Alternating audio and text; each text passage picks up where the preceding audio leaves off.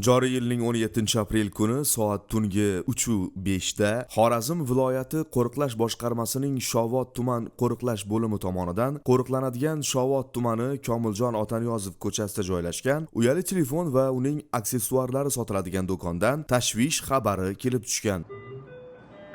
Rom markaziy aloqaga. Aloqadaman. Said Komil 0074 oilaviy korxonasiga qarashli uyali telefon savdo do'konidan tashvish xabari kelib tushdi. Harakatlaning. Qabul, tushundim sizni.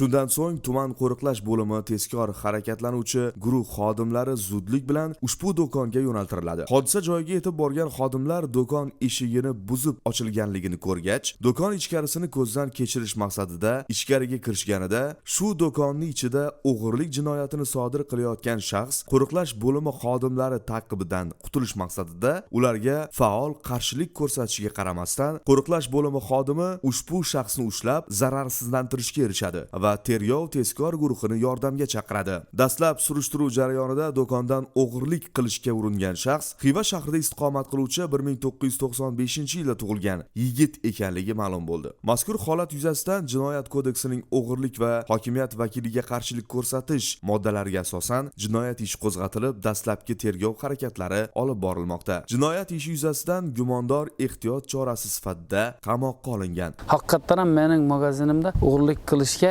urinish bo'ldi. Ammo qo'riqlash xodimlari kelib, o'g'irlik qilgan shaxsni qo'lga olishdi. Yurtdoshlarimga haqiqatan ham shu qo'riqlash xizmatidan foydalanishni tavsiya qilaman. Shu signalizatsiya vositalaridan foydalansangiz, mol-mulkingiz bexavotir bo'ladi. Tadbirkorning qo'riqlash xizmati imkoniyatlaridan foydalanayotganligi va qo'riqlash bo'limi xodimlarining fidoyiligi tufayli o'g'irlik jinoyatining oldi olinishiga erishildi.